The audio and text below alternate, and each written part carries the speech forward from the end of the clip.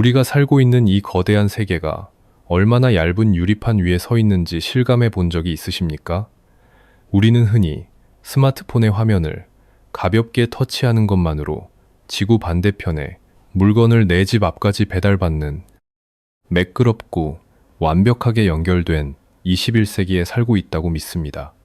하지만 불과 몇 년 전, 우리는 이 거대한 문명의 톱니바퀴가 얼마나 어처구니 없는 이유로 멈춰 설 수 있는지를 똑똑히 목격했습니다.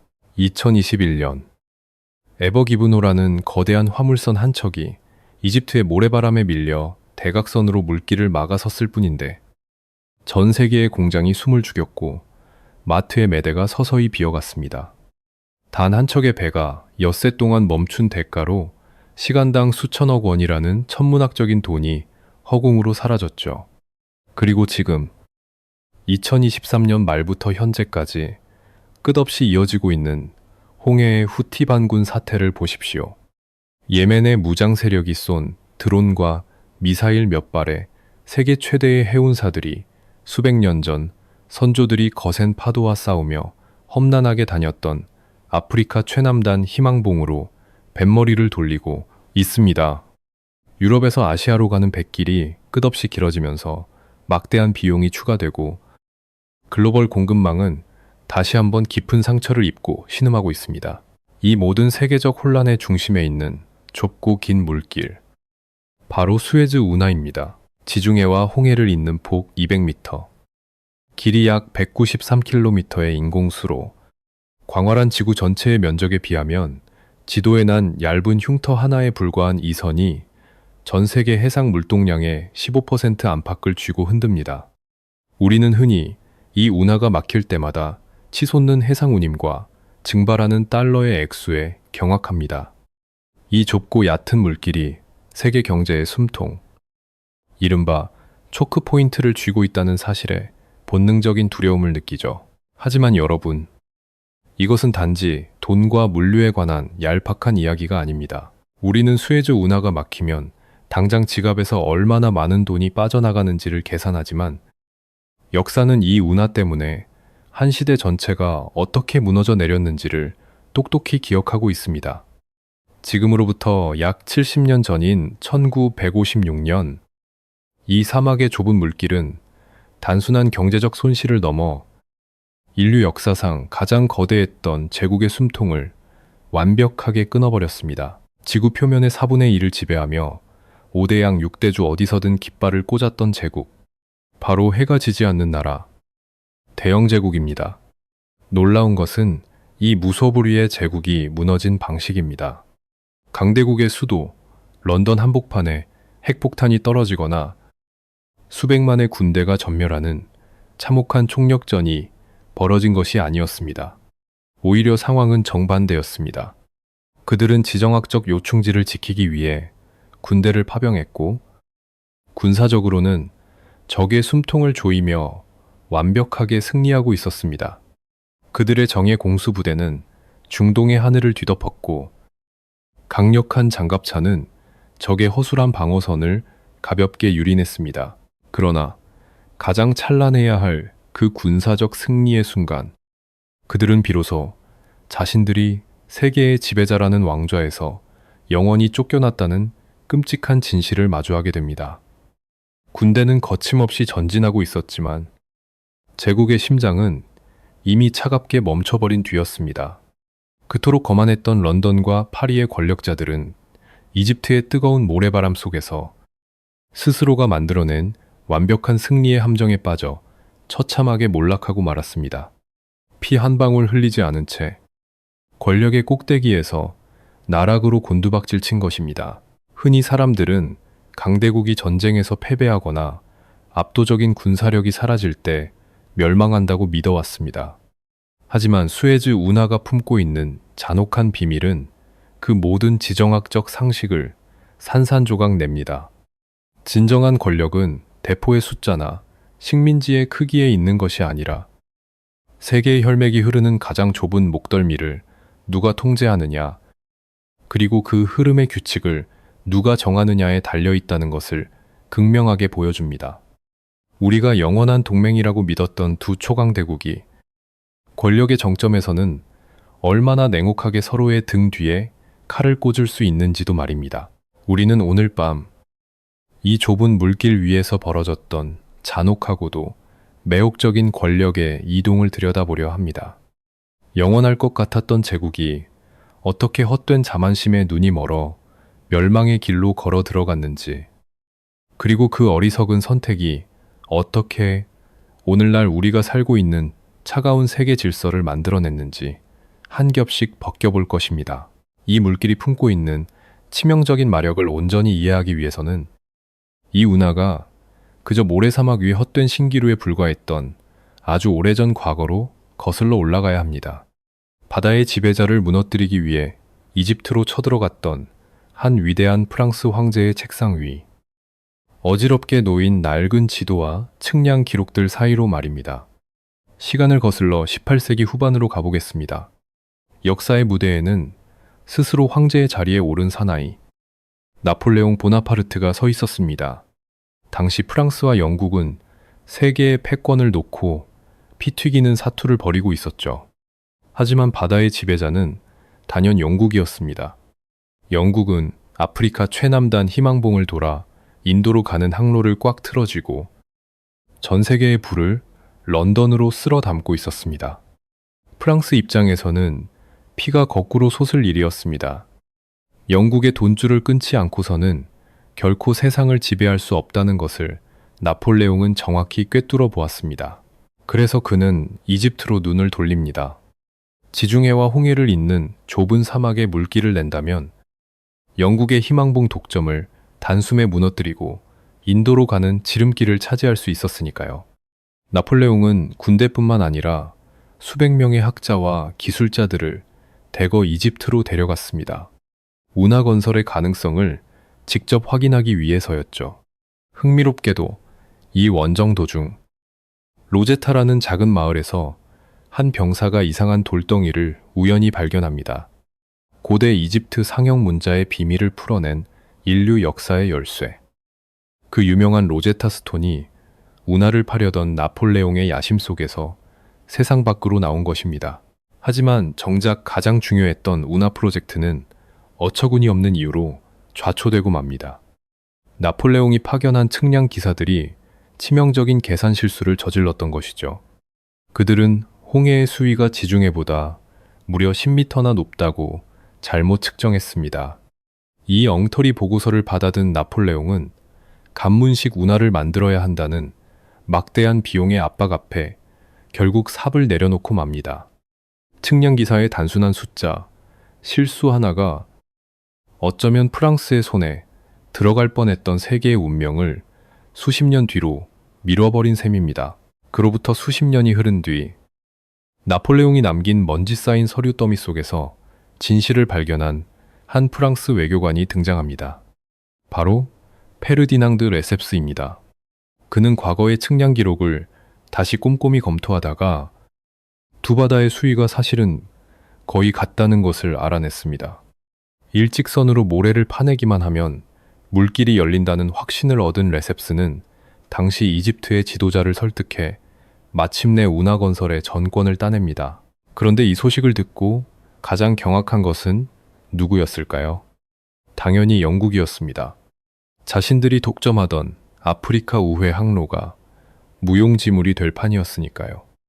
영국은 이집트의 종주국이었던 오스만 제국을 압박하고 프랑스에 직접 경고하며 온갖 비열한 방해 공작을 펼쳤습니다. 다른 나라들이 투자하지 못하도록 자금줄을 말려버렸고 어떻게든 공사를 중단시키려 발버둥을 쳤습니다. 영국의 극심한 방해 때문에 결국 이집트 정부가 부족한 건설 자금의 절반 가까이를 빚으로 떠안아야만 했죠. 하지만 1869년 10년의 피눈물, 나는 공사 끝에 결국 수에즈 운하는 완공됩니다. 운하가 개통되자 영국은 태도를 180도 바꿉니다. 못 만들게 그렇게 방해를 하더니 정작 개통식 당일 밤 몰래 군함을 집어넣어 남이 만든 고속도로를 가장 먼저 통과하는 뻔뻔함을 보였죠. 그리고 몇 년 뒤 이집트가 엄청난 건설빚과 경제난에 허덕이며 자신들이 가진 운하 지분 44%를 시장에 내놓자 영국은 맹수처럼 달려들었습니다. 당시 영국의 총리는 의회의 승인을 받을 시간조차 아까워했습니다. 그는 당대 유럽 최고의 금융 재벌이었던 로스차일드 가문으로 은밀히 달려가 천문학적인 돈을 단기 대출로 빌립니다. 그리고 순식간에 이집트의 지분을 몽땅 사들여 버렸죠. 가장 지독하게 운하 건설을 방해했던 영국이 자본주의의 막강한 자금력을 이용해 하루아침에 운하의 최대 주주이자 지배자로 군림하게 된 것입니다. 피 한 방울 흘리지 않고 남의 나라 앞마당에 뚫린 황금알을 낳는 거위를 통째로 삼켜버린 역사상 가장 우아하고도 폭력적인 대낮의 강도질이었습니다. 자신의 땅을 찢어 길을 냈지만 그 길의 주인이 되지 못하고 빚더미에 앉아 노예로 전락해버린 이집트의 비극. 이것이 바로 제국주의가 약소국을 쥐어짜는 방식이자 이 잔혹한 세계의 작동 원리였습니다. 하지만 영국의 이 탐욕스러운 운하 강탈 사건은 단순히 아프리카 대륙의 비극으로만 끝나지 않았습니다. 런던의 권력자들이 로스차일드의 돈으로 수에즈 운하를 집어삼키며 축배를 들던 그 순간, 그들은 자신들의 그 이기적인 선택이 지구 반대편으로 거대한 나비 효과를 일으킬 줄은 꿈에도 몰랐을 것입니다. 수에즈 운하를 독점한 영국의 오만한 통제는 수십 년 뒤 아시아로 향하던 어느 강력한 제국의 함대를 절망적인 사지벌판으로 몰아넣게 됩니다. 그리고 낯선 바다에서 벌어진 그 함대의 몰락은 수만 킬로미터 떨어진 아시아의 작은 반도 국가, 바로 우리 한반도의 뼈아픈 운명을 결정짓는 치명적인 방아쇠가 되고 맙니다. 영국이 이집트의 비극을 딛고 수에즈 운하를 완전히 집어삼킨 지 약 30년의 세월이 흐른 1904년, 유라시아 대륙의 극동 지역에서는 거대한 제국주의의 충돌이 벌어지고 있었습니다. 바로 저물어가는 조선의 지배권을 둘러싸고 벌어진 제국, 러시아와 신흥 강국, 일본의 피 튀기는 사투, 러일 전쟁입니다. 당시 러시아의 극동 함대는 맥순항에서 일본의 기습 공격으로 괴멸적인 타격을 입고 바다의 주도권을 완전히 빼앗긴 상태였습니다. 다급해진 러시아의 차르 니콜라이 2세는 제국의 자존심이자 최강의 전력인 발트 함대를 지구 반대편으로 파견하여 일본을 짓밟으라는 극단적인 결정을 내립니다. 유럽의 바다에서 출발해 아시아의 전쟁터로 가는 가장 빠르고 상식적인 길, 그것은 당연히 지중해를 거쳐 수에즈 운하를 통과하는 노선이었습니다. 하지만 제정 러시아의 자랑이었던 발트 함대는 이 황금 같은 지름길을 눈앞에 두고도 들어갈 수 없었습니다. 흔히 영일 동맹을 맺고 있던 영국이 동맹국 일본을 돕기 위해 군사력을 동원하여 고의로 러시아의 통과를 막았다고 알려져 있지만 그 이면에는 훨씬 더 물리적이고 어처구니 없는 이유가 숨어 있었습니다.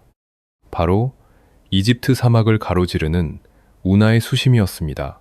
당시 러시아가 자랑하던 최신의 철갑 전함들은 엄청난 두께의 장갑과 육중한 대포를 두른 거대한 강철의 성이었습니다.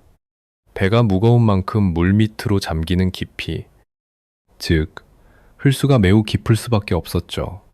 하지만 프랑스가 처음 설계하고 이집트인들이 피눈물로 파냈던 초창기의 수에즈 운하는 주로 가벼운 상선과 여객선들이 지나다니는 용도에 맞춰져 있었기에 이 거대한 군함들을 무사히 통과시키기에는 바닥이 너무나도 얕았습니다. 게다가 운하의 절대적인 통제권을 쥐고 있던 영국이 표면적인 중립을 내세우며 까다로운 규정을 들이밀고 교묘하게 협조를 거부하자 러시아 함대는 눈물을 머금고 뱃머리를 돌려야만 했습니다.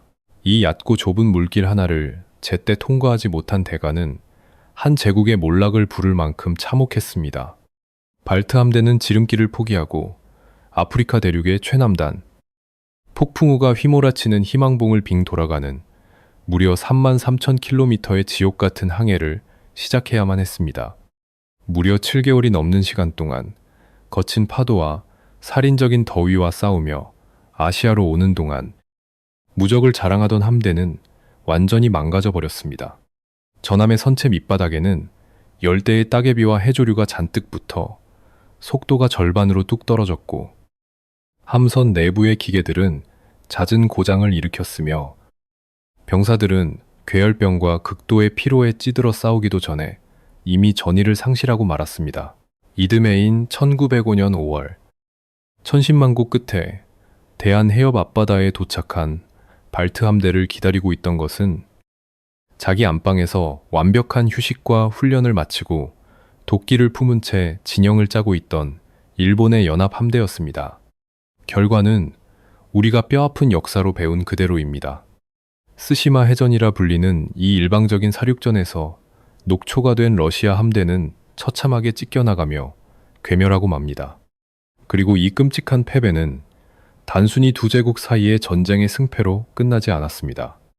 동아시아에서 일본의 무자비한 팽창을 막아줄 유일한 방파제였던 러시아라는 거대한 견제 세력이 사라지자 일본은 야수를 가로막던 마지막 목줄이 풀린 것처럼 거침없이 조선의 숨통을 조였습니다. 결국 우리 한반도는 길고 어두운 식민 지배의 나락으로 속절없이 떨어지고 말았습니다. 한번 상상해 보십시오. 아프리카 사막 한가운데 파놓은 그 인공수로의 깊이가 단 몇 미터만 더 깊었다면, 그래서 강력한 발트 함대가 몇 달이나 일찍 생생하고 압도적인 전투력을 유지한 채 동아시아의 바다에 도착했다면 역사의 흐름은 어떻게 바뀌었을까요? 아프리카 대륙에 그어진 좁은 물길의 깊이 하나가 나비의 날갯짓이 되어 거대한 폭풍을 일으켰고, 끝내 우리 민족의 주권을 빼앗는 참담한 비극으로 밀려온 것입니다. 진정한 지리적 요충지라는 것은 이토록 무섭고도 치명적입니다. 수에즈 운하가 뿜어내는 권력은 곧 신의 권력과도 같았습니다. 이 물길을 누가 통제하느냐, 이 물길의 바닥이 얼마나 깊으냐에 따라 수만 킬로미터 떨어진 다른 국가들의 생사여탈권이 결정되었으니까요. 영국은 이 운하를 틀어쥐고 세계의 지배자로 군림하며 영원한 번영과 권력을 누릴 것처럼 보였습니다. 하지만 오만한 권력의 탑은 언제나 아무도 예상치 못한 가장 밑바닥에서부터 균열을 맞이하기 마련입니다. 제2차 세계대전의 포성이 이뤘고 세상의 질서가 근본부터 요동치던 1956년, 오랜 세월 서구 열강에게 핍박받던 이집트의 한 젊은 지도자가 비장한 결심을 합니다. 오만방자한 영국과 프랑스가 당연하다는 듯 쥐고 흔들던 그 신의 권력을 이제는 자신의 손으로 찢어발기고 직접 되찾아오겠다고 말입니다. 1950년대 중반, 제2차 세계대전의 참혹한 연기가 거친 세계는 미국과 소련이라는 두 거대한 맹수가 으르렁거리는 냉전이라는 새로운 무대로 변해 있었습니다. 이 숨막히는 긴장감 속에서 오랜 세월 서구 열강의 발밑에서 신음하던 이집트에도 거대한 변화의 바람이 불기 시작했습니다. 부패한 왕정을 무너뜨리고 권력을 잡은 젊은 민족주의자 가말 압델 나세르가 이집트의 새로운 지도자로 떠오른 것입니다. 나세르의 가슴 속에는 가난하고 헐벗은 조국을 부강하게 만들겠다는 뜨거운 야망이 불타오르고 있었습니다. 그리고 그 야망의 핵심에는 이집트의 젖줄인 나일강을 막아 거대한 인공호수를 만들고 엄청난 전력을 생산해낼 초대형 국책 사업, 바로 아스완댐 건설이 있었습니다. 문제는 언제나 그렇듯 돈이었습니다. 갓 독립한 가난한 신생국 이집트에게 그 막대한 건설 자금은 쳐다볼 수도 없는 그림의 떡이었습니다. 나세르는 생존을 위해 강대국들의 탐욕을 이용하는 위험천만한 외교적 고개, 이른바 줄타기를 시작합니다. 먼저 나세르는 중동 지역에 자기 편을 늘리고 싶어 안달이 난 미국의 심리를 교묘하게 자극했습니다. 미국은 나세르가 소련의 품으로 넘어가는 것을 막기 위해 선뜻 아스완댐 건설 자금을 지원하겠다는 매력적인 제안을 건넸습니다. 하지만 나세르는 여기서 멈추지 않았습니다. 그는 겉으로는 미국의 돈을 받으면서도 뒤로는 비밀리에 소련과 접촉하여 최신식 무기와 군사 지원을 받아내는 대담한 양다리 작전을 펼쳤습니다. 약소국이 강대국들 사이에서 이득을 챙기기 위해 흔히 쓰는 위험한 생존 전략이었죠. 하지만 세계의 패권을 다투는 초강대국의 정보망을 완벽하게 속일 수는 없었습니다. 얼마 지나지 않아 이집트가 뒤로 소련제 무기를 들이고 있다는 사실을 알게 된 미국은 경노했습니다. 워싱턴의 권력자들은 자신들이 베푼 호의를 기만당했다는 사실에 분노하며 곧바로 아스완댐에 대한 모든 자금 지원을 끊어버리는 가혹한 보복을 가했습니다. 하루아침에 국가의 명운이 걸린 거대한 프로젝트가 돈줄이 말라 좌초될 위기에 처하자 나세르는 벼랑 끝에 몰렸습니다. 하지만 그는 강대국의 압박에 고개를 숙이는 대신 세계를 경악시킬 미친 폭탄을 터뜨리기로 결심합니다. 1956년 7월 26일 알렉산드리아의 광장을 가득 메운 군중들 앞에서 마이크를 잡은 나세르는 피를 토하듯 연설을 쏟아냈습니다. 그리고 연설의 절정에서 그는 역사의 물줄기를 바꿀 충격적인 선언을 내뱉습니다. 매년 100억 달러가 넘는 막대한 통행료를 벌어들이지만 이집트에게는 푼돈밖에 주지 않던 그 얄미운 수에즈 운하를 완전히 국유화하겠다고 선포한 것입니다. 나세르가 연설 도중 운하의 최초 설계자인 페르디낭드 레셉스의 이름을 외치는 순간 그것을 암호 삼아 미리 대기하고 있던 이집트 군대가 전광석화처럼 운하관리 사무소로 들이닥쳐 통제권을 장악했습니다. 영국과 프랑스가 당연한 권리처럼 쥐고 흔들던 운하의 주인이 하루아침에 이집트로 바뀌는 순간이었습니다. 냉전이라는 살얼음판 위에서 약소국의 줄타기 외교는 생존을 위한 필수적인 전략일지도 모릅니다. 하지만 그 줄타기에서 삐끗하는 순간 그것은 단순히 한 나라의 외교적 실패로 끝나지 않고 전 세계를 뒤흔드는 거대한 지정학적 폭탄의 뇌관을 건드리는 결과를 낳습니다. 나세르의 이 대담한 선언은 수백 년간 서구 열강의 억압에 시달려온 이집트와 아랍 민중들에게는 짜릿한 해방의 카타르시스를 안겨주었습니다. 이집트의 거리는 며칠 밤낮을 축제의 열기로 들끓었죠. 하지만 그 환호성의 메아리가 바다를 건너 유럽 대륙에 닿았을 때 런던과 파리의 분위기는 살얼음장처럼 차갑게 얼어붙었습니다. 오랫동안 세계의 지배자로 군림해온 영국의 늙은 사자와 프랑스의 제국주의자들은 갓 독립한 이름 모를 아프리카 국가의 애송이 지도자에게 자신들의 심장과도 같은 이권을 빼앗기고 뺨을 맞았다는 사실을 도저히 받아들일 수 없었습니다.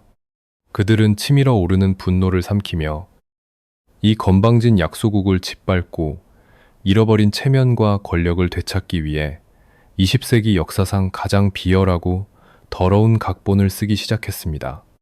1956년 10월의 늦은 가을, 파리 외곽의 조용한 소도시 세브르에 위치한 한 비밀스러운 저택으로 번호판이 없는 검은색 차량들이 은밀하게 미끄러져 들어왔습니다. 짙은 어둠이 깔린 저택의 밀실 안에는 세계의 운명을 결정지을 세 나라의 최고 위급 인사들이 모여 있었습니다. 수에즈 운하를 빼앗기고 제국의 자존심에 치명상을 입은 영국의 수뇌부, 이집트가 알제리 독립군을 몰래 지원하는 것에 격분해 나세르의 목을 조르고 싶어 하던 프랑스의 수뇌부, 그리고 이집트의 군사적 위협에 시달리며 시나이 반도를 호시탐탐 노리고 있던 신생국 이스라엘의 대표들이 그 주인공이었습니다. 이들의 이해관계는 소름 돋을 정도로 완벽하게 맞아떨어졌습니다. 담배 연기가 자욱한 밀실에서 그들은 20세기 외교사에서 가장 파렴치하고 기만적인 비밀 협약, 이른바 세브르 의정서를 작성하기 시작합니다. 그들이 완성한 전쟁의 시나리오는 하나의 정교하고도 악랄한 연극 대본과 같았습니다. 각본의 내용은 이렇습니다. 먼저 이스라엘 군대가 기습적으로 이집트의 시나이 반도를 침공하여 수에즈 운하를 향해 맹렬하게 진격합니다. 전쟁이 발발하고 운하가 위험에 처하면 영국과 프랑스는 기다렸다는 듯이 국제 평화를 수호한다는 위선적인 명분을 내세우며 등장합니다. 두 강대국은 이스라엘과 이집트 양측 모두에게 운하에서 일정 거리 밖으로 군대를 물리라는 뻔뻔한 최후 통첩을 날릴 계획이었습니다. 자신의 영토를 침략당한 이집트가 이 말도 안 되는 요구를 거부할 것은 불보듯 뻔한 일이었습니다. 그러면 영국과 프랑스는 이집트가 평화 정착을 거부했다는 구실을 삼아 운하를 보호한다는 명목으로 폭격기를 띄우고 공수부대를 투입해 수에즈 운하를 무력으로 점령해버리는 것이죠. 만약 유엔 안전보장이사회에서 이들의 군사행동을 규탄하는 결의안이 올라오면 어떻게 할까요? 아무런 문제가 없었습니다.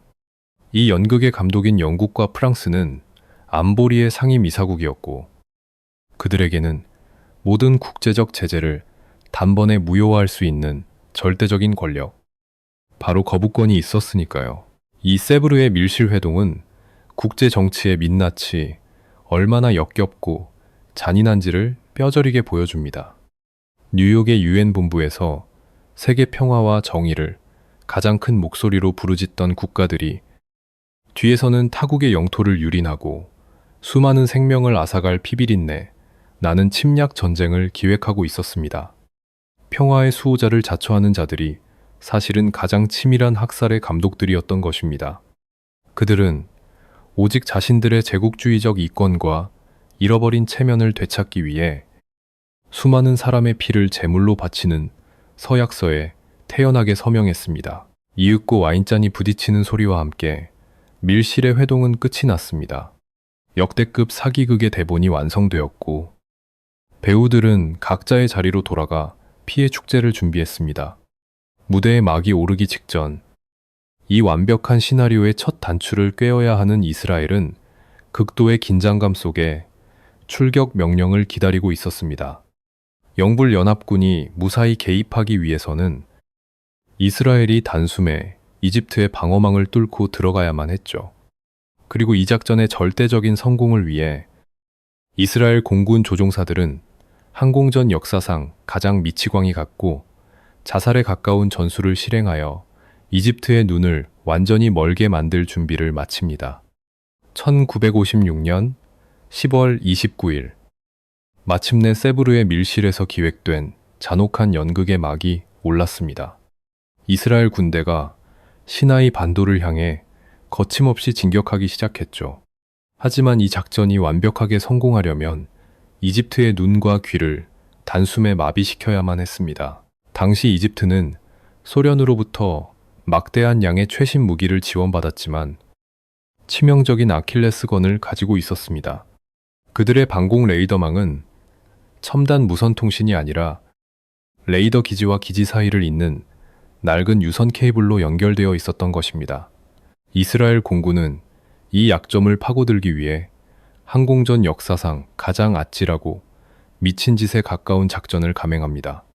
이스라엘 전투기 조종사들은 이집트군의 레이더망을 피하기 위해 사막의 모래바닥에 닿을 듯한 초저공 비행으로 스며들었습니다.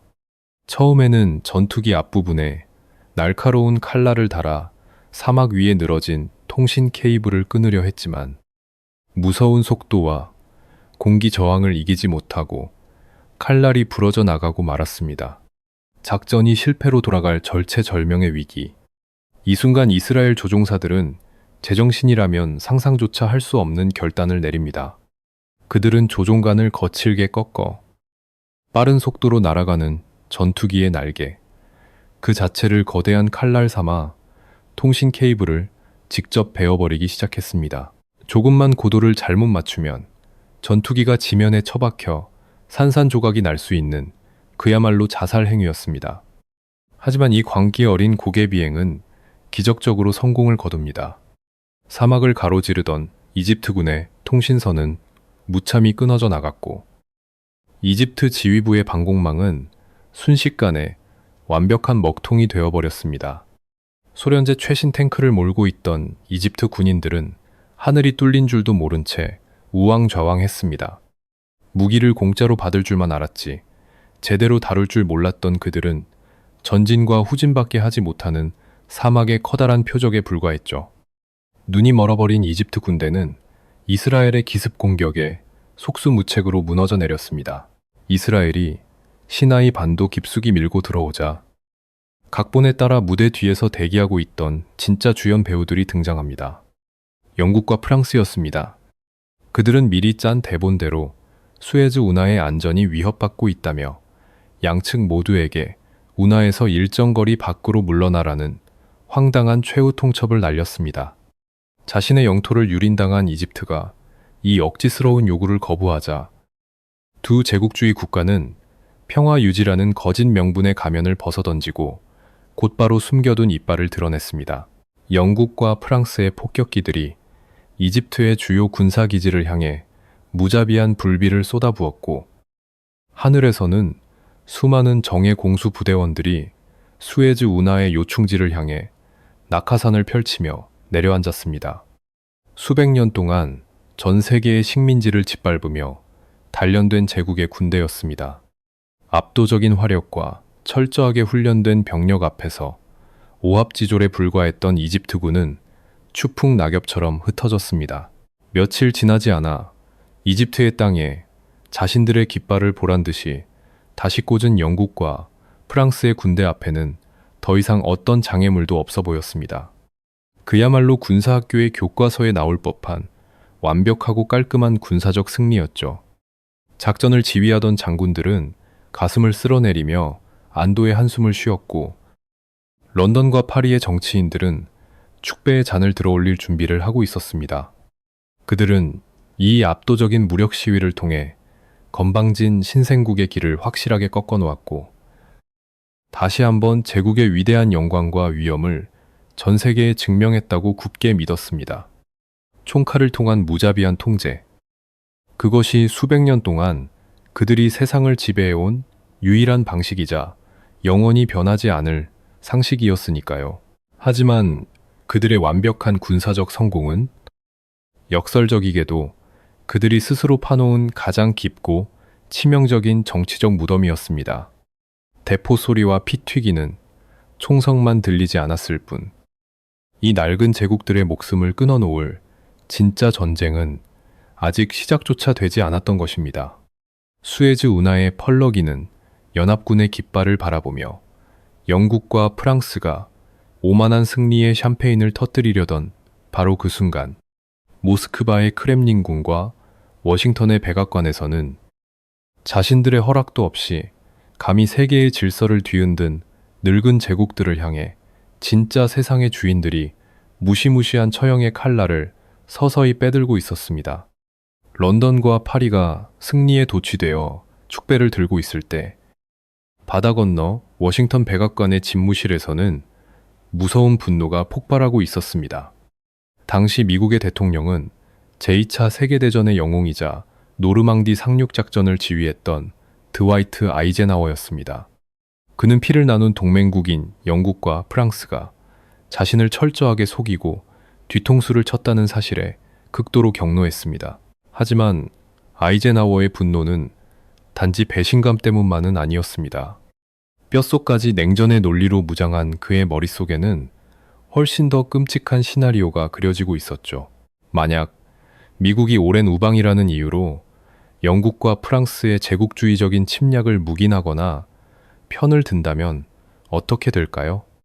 수백 년간 서구 열강의 핍박을 받아온 중동의 아랍 국가들은 서방 세계에 영원히 등을 돌리고 구원자를 자처하는 소련의 품으로 일제히 넘어가 버릴 것이 뻔했습니다. 고작 사막 한가운데 파놓은 좁은 수로 하나를 지키려다가 전 세계 석유의 심장부인 중동 전체를 공산주의자들의 아가리에 통째로 갖다 바치는 꼴이 되는 것입니다. 미국으로서는 지구상에서 절대 용납할 수 없는 최악의 악몽이었습니다.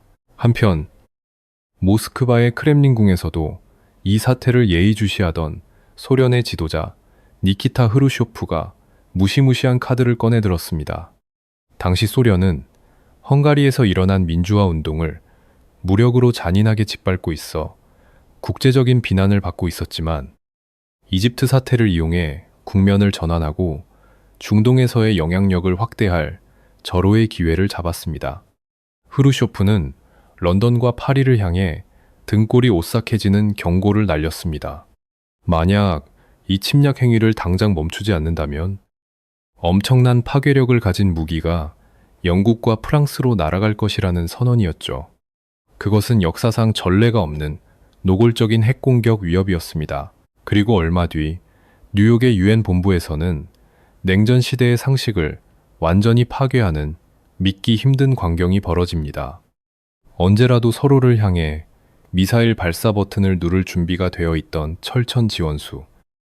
미국과 소련이 나란히 손을 잡고 영국과 프랑스를 규탄하는 결의 안에 찬성표를 던진 것입니다. 세계 평화를 위협하는 제국주의적 침략을 즉각 중단하라는 두 초강대국의 한 목소리는 전 세계를 큰 충격에 빠뜨렸습니다. 우리가 그토록 신성하게 여겼던 서방의 혈맹이라는 것은 냉혹한 국제정치의 이익 앞에서는 언제든 휴지 조각처럼 버려질 수 있는 허상에 불과했다는 씁쓸한 진실이 만천하에 드러난 순간이었죠. 하지만 유엔의 규탄 결의안이나 소련의 거친 협박만으로는 늙은 제국의 고집을 꺾을 수 없었습니다.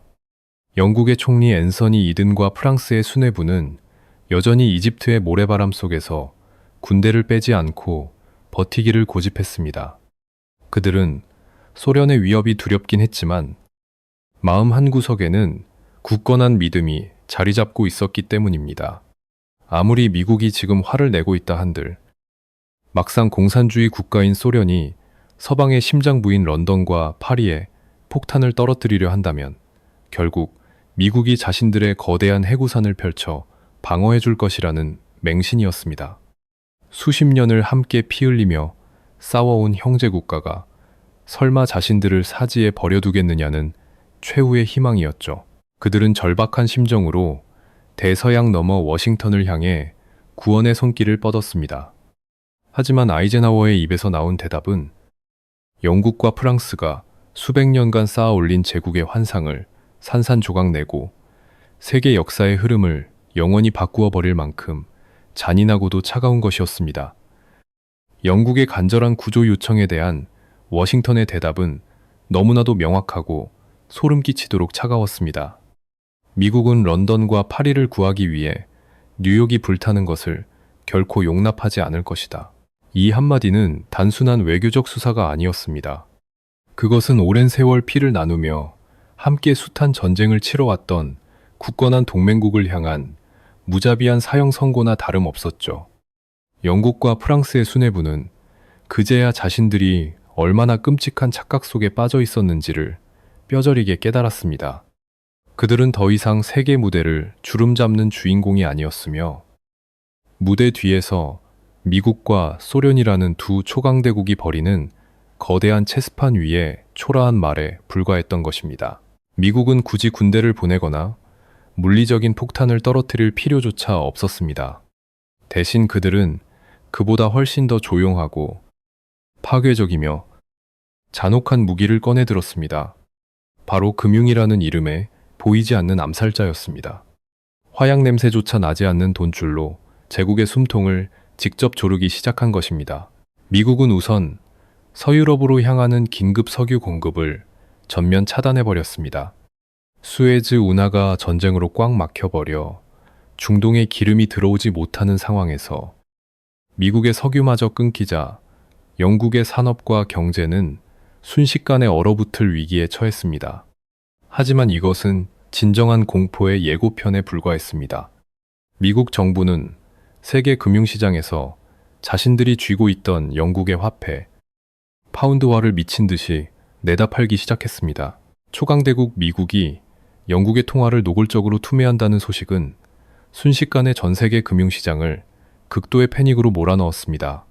공포에 질린 전 세계의 기관, 투자자들과 은행들도 앞다투어 파운드화를 집어던지기 시작했고 파운드화의 가치는 그야말로 벼랑 끝에서 수직으로 추락했습니다. 영국의 중앙은행은 자국 화폐의 가치를 방어하기 위해 금고 깊숙이 쌓아두었던 달러와 금을 시장에 마구 쏟아부었지만 거대한 댐이 무너진 곳에 작은 모래주머니를 던지는 꼴이었습니다.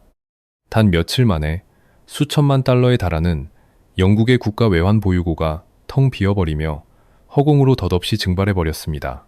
국가의 피가 말라가던 영국은 마지막 동아줄을 잡는 절박한 심정으로 국제통화기금, 즉 IMF에 긴급 구제 금융을 요청했습니다.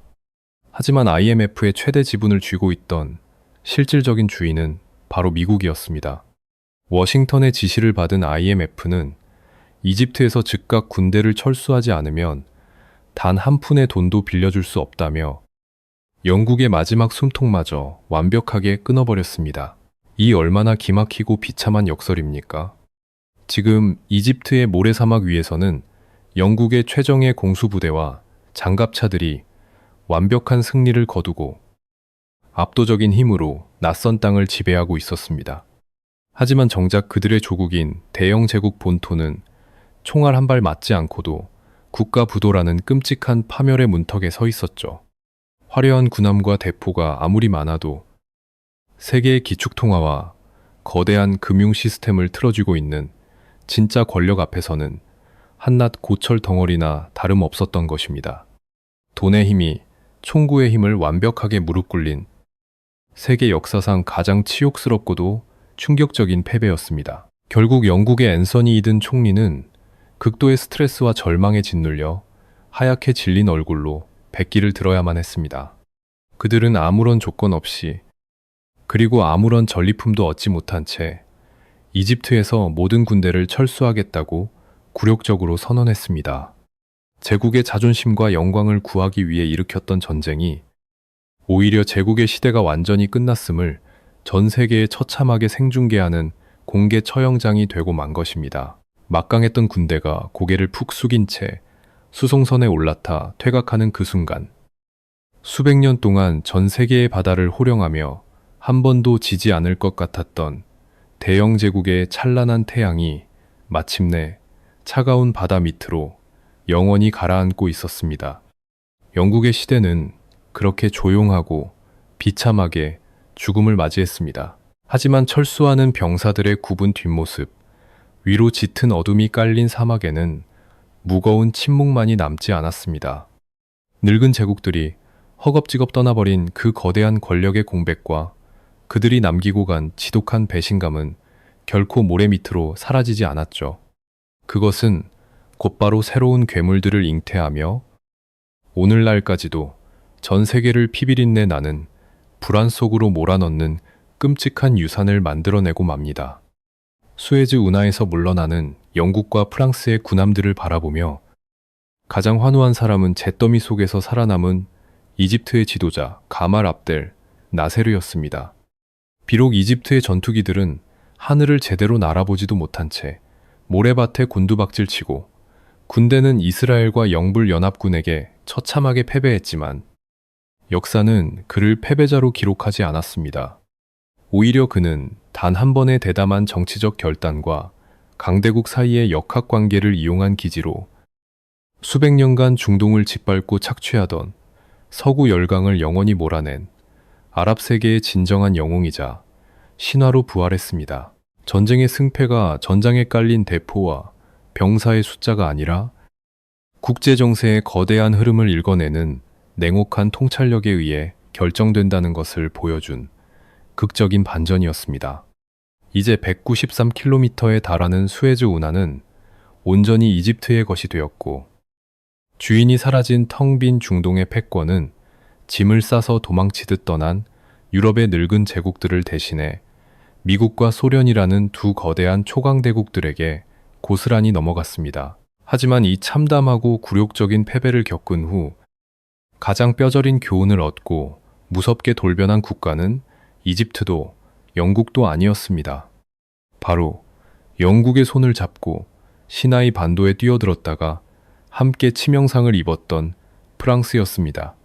수에즈 위기는 프랑스의 수뇌부에게 하나의 끔찍하고도 명확한 지정학적 진실을 일깨워 주었습니다. 그것은 바로 미국이 굳게 약속했던 해구산이라는 것은 자신들의 핵심 국익에 방해가 되는 순간 언제든지 미련 없이 거둬들일 수 있는 새빨간 거짓말이라는 사실이었습니다. 동맹국이 아무리 국가적 존망의 위기에 처하더라도 미국은 뉴욕과 워싱턴을 희생하면서까지 파리를 지켜주지 않는다는 냉혹한 현실을 너무나도 잔인하게 정면으로 마주한 것입니다. 이 참혹한 배신감은 훗날 프랑스의 절대적 권력을 쥐게 되는 샤를 드골 대통령의 가슴속에 차갑고 단단한 결심을 심어주었습니다. 영원히 믿을 수 있는 우방이나 피를 나눈 혈맹 따위는 이 이기적인 세상에 결코 존재하지 않는다.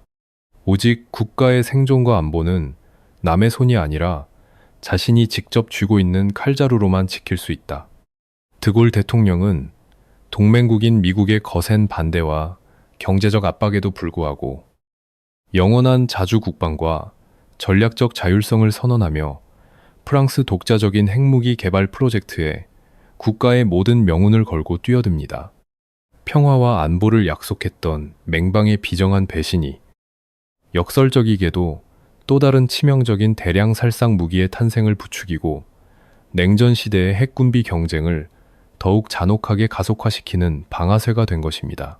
국제 정치라는 비정하고 차가운 무대 위에서는 영원한 적도, 영원한 아군도 없습니다. 오직 자국의 냉혹한 국익만이 영원히 변치 않는 진리로 군림할 뿐입니다. 어제의 혈맹이 오늘 나의 등에 서슴없이 칼을 꽂고 빵을 나누어 먹던 동맹국이 하루아침에 나를 파멸의 사지로 밀어넣는 것이 바로 우리가 살고 있는 세상 권력의 진짜 얼굴입니다. 1956년 수에즈의 뜨거운 사막 위에서 강대국들이 주고받은 그 치명적인 탐욕과 배신의 유산은 동맹이라는 단어의 덧없음을 우리에게 묵직하게 경고하고 있습니다. 그리고 그로부터 70년이라는 긴 세월이 흐른 지금 우리는 또다시 묘하고도 섬뜩한 역사의 기시감 앞에 서 있습니다. 제국의 거대한 무덤이 되었던 그 좁고 긴 물길은 이제 현재의 시간 속에서 바다를 붉게 물들이는 후티 반군에 날아드는 미사일과 전 세계 경제를 인질로 잡은 끝없는 물류 대란의 소용돌이 속에서 다시 한번 피를 흘리며 비명을 지르고 있습니다.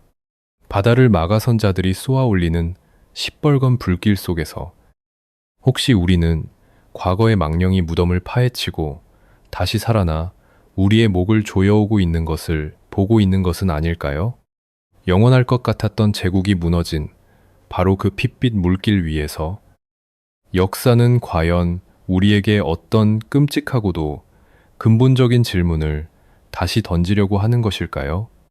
1956년의 뼈아픈 수에즈 위기는 우리에게 국가의 권력과 멸망에 대한 아주 서늘하고도 근본적인 진실을 가르쳐 줍니다. 당시 영국의 수뇌부들은 눈에 보이는 무력만이 세상을 지배하는 힘이라고 굳게 믿었습니다. 그래서 막강한 공수부대와 항공모함을 동원해 무력으로 운하를 점령하면 모든 것이 해결될 것이라는 거만한 환상에 빠져 있었죠.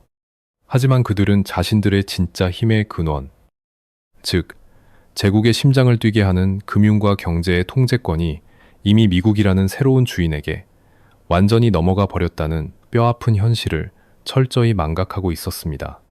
겉으로는 전 세계를 호령하는 무적의 사자처럼 보였지만 그 속은 누군가 돈줄을 쥐고 흔들면 단 며칠 만에 국가 부도의 나락으로 떨어질 만큼 처참하게 썩어 들어가 있었던 것입니다. 가장 강력하다고 믿었던 바로 그 순간 제국의 가장 얇고 치명적인 아킬레스건이 끊어지며 해가 지지 않는 나라의 태양은 영원히 저물었습니다. 그렇다면 거의 70년의 세월이 흐른 지금 2026년의 세상은 과연 얼마나 달라졌을까요? 안타깝게도 인류는 여전히 그 잔혹한 역사의 쳇바퀴에서 한 발자국도 벗어나지 못했습니다. 눈을 돌려 지금의 세계를 보십시오. 바다 위에 수에즈 운하는 여전히 미사일과 드론의 위협 속에서 세계 경제의 숨통을 조이고 있습니다. 하지만 오늘날 우리가 진정으로 두려워해야 할 것은 이집트 사막에 있는 물리적인 물길만이 아닙니다. 21세기의 수에즈 운하는 우리 눈에 보이지 않는 곳에서 훨씬 더 복잡하고 치명적인 형태로 전 세계에 흩어져 있습니다. 그것은 대만 해협을 둘러싸고 벌어지는 첨단 반도체라는 눈에 보이지 않는 기술의 목덜미일 수도 있고 최첨단 무기와 스마트폰을 만드는데 없어서는 안 될 희토류라는 자원의 좁은 길목일 수도 있습니다.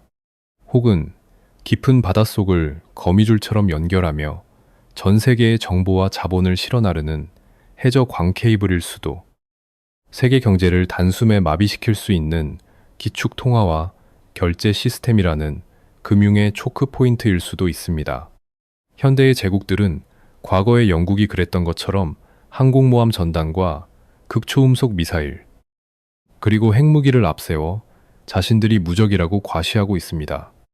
하지만 그 거대한 힘의 이면에는 반도체 칩 하나, 희토류 몇 그램, 혹은 좁은 해협 하나가 막히면 국가의 모든 기능이 정지될 수 있는 끔찍한 취약점들이 거미줄처럼 얽혀 있습니다. 권력이라는 것은 때때로 너무나도 화려하고 압도적이어서 그것을 쥔 자의 눈을 멀게 만드는 치명적인 환영과도 같습니다.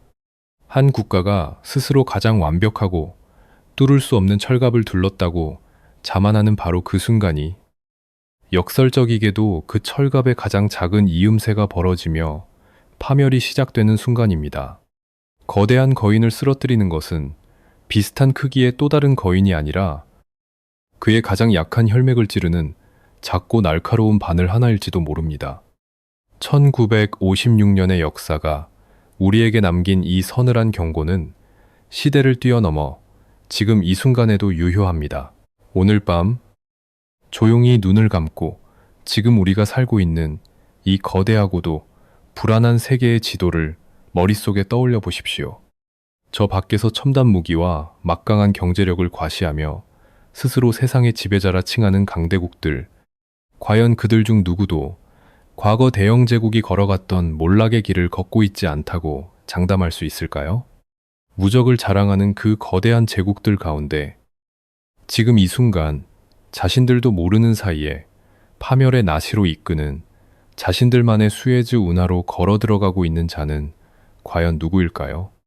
그 좁고 치명적인 물길에서 다음으로 지는 태양은 누구의 것일지 역사는 무거운 침묵 속에서 우리를 지켜보고 있습니다.